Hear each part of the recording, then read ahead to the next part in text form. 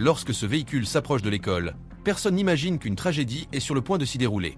Peu après, un agresseur armé pénètre dans l'établissement et ouvre le feu. Le 27 mars 2023, vers 9h45, on peut voir un véhicule entrer sur le terrain de l'école chrétienne Covenant. Au volant se trouve le jeune homme de 28 ans, Eden. À peine 3 minutes plus tard, il envoie un message à un ami. Lorsque celui-ci lit le message, il réagit avec stupeur, contacte les services d'urgence et vers 10h13, informe également le commissariat compétent. Cependant, cette alerte ne parvient plus à empêcher la tragédie qui va suivre.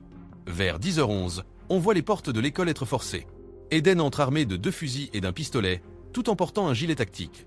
En entrant, il aperçoit un employé qui devient sa première victime. La fumée provoquée par les premiers tirs déclenche l'alarme incendie. À ce moment-là, personne dans l'école ne sait réellement ce qui se passe. Malgré cela, les premières mesures d'évacuation commencent, sans que l'on ait conscience du danger réel.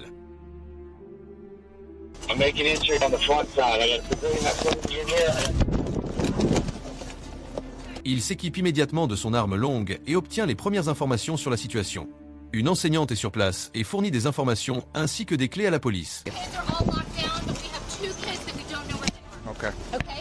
Yes, ma'am.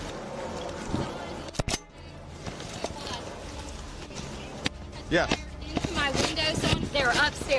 Avant d'entrer dans le bâtiment, il demande à 3 autres policiers de se joindre à lui. Give me 3! Let's get 3! Let's go! I need 3! One more! Let's go!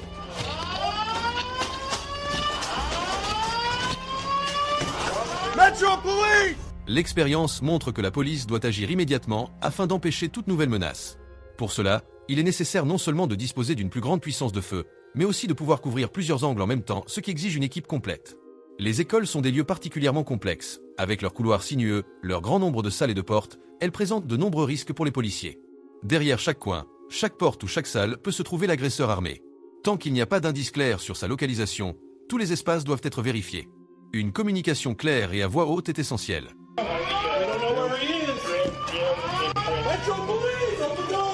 Non seulement l'alarme incendie, mais aussi le stress extrême auquel les policiers sont soumis, altèrent considérablement leur capacité de perception. C'est pourquoi ils utilisent des commandes préalablement entraînées, afin de ne pas avoir à trop réfléchir à la manière d'agir à ce moment-là. Il est particulièrement impressionnant que, bien que beaucoup des policiers présents n'aient jamais travaillé ensemble auparavant, la coopération fonctionne si bien.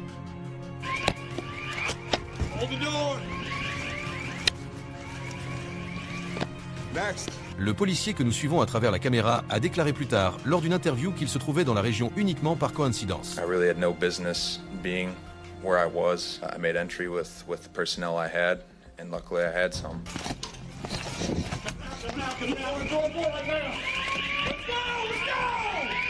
Move right. Cover left. Cover left.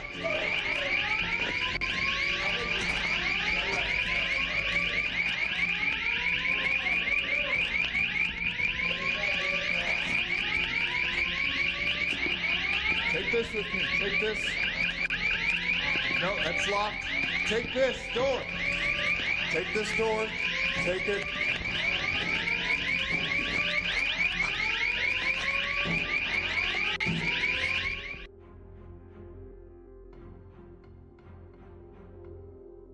Soudain, il commence à courir. Au milieu de tout le bruit, il parvient à entendre des tirs provenant de l'étage supérieur. Il existe désormais un indice clair sur la localisation du tireur. Certaines salles peuvent être ignorées, et les policiers avancent directement en direction des coups de feu. C'est un moment vraiment marquant. Cet homme court activement vers le danger. Cela va au-delà de l'entraînement, les personnes qui font cela semblent avoir une véritable vocation.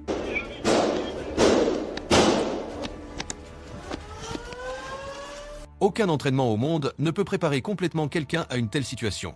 Les policiers continuent d'avancer avec détermination. Lorsque le policier voit l'agresseur, il n'hésite pas. Du point de vue du policier Michael, nous voyons encore mieux la situation. Rifle first, blue, go.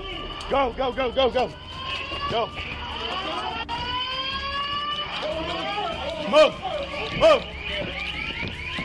I'm with you. Go left. Straight, straight.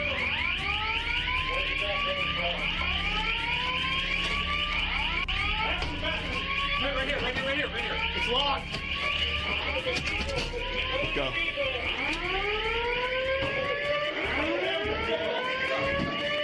Hit that stair. Hit the stairs.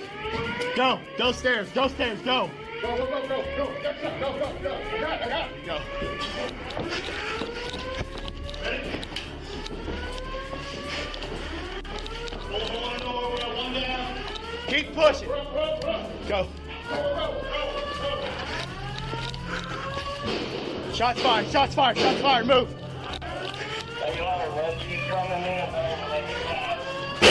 Right, right, right.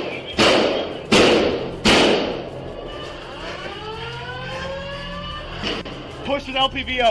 Push with LPVO. Go right. Après les premiers tirs contre l'agresseur, il tombe au sol, mais ne lâche pas son arme. C'est pourquoi le policier Colazo ouvre de nouveau le feu. Stop moving! Stop moving! Watch left! Watch left! Suspect down! Suspect down! Ensuite, les policiers s'approchent rapidement et lui retirent ses armes. À ce moment-là, ils ne savent pas encore avec certitude si la menace a été totalement neutralisée. C'est pourquoi ils continuent à fouiller le reste de l'école jusqu'à être sûrs que le cauchemar est enfin terminé.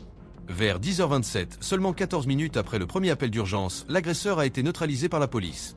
Il est décédé immédiatement des suites de ses blessures. Pendant l'attaque, il a tiré plus de 150 coups de feu et a tué 6 personnes, 3 enfants et 3 membres du personnel de l'école.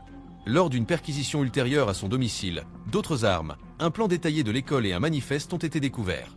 Il s'est avéré qu'il avait espionné l'école à plusieurs reprises et planifié l'attaque pendant plusieurs mois. Les écrits qu'il a laissés derrière lui ont suscité une grande controverse publique, car ils contenaient une sorte d'instruction étape par étape pour ce type de crime ainsi qu'une glorification d'autres cas similaires. C'est pourquoi je n'entrerai pas davantage dans les détails à ce sujet. Cet incident montre à quel point des messages étranges provenant de connaissances ou d'amis doivent être pris au sérieux. Si vous vous trouvez dans une situation similaire, contactez immédiatement la police ou une ligne d'assistance d'urgence. Même en cas de doute, de nombreuses vies peuvent être protégées.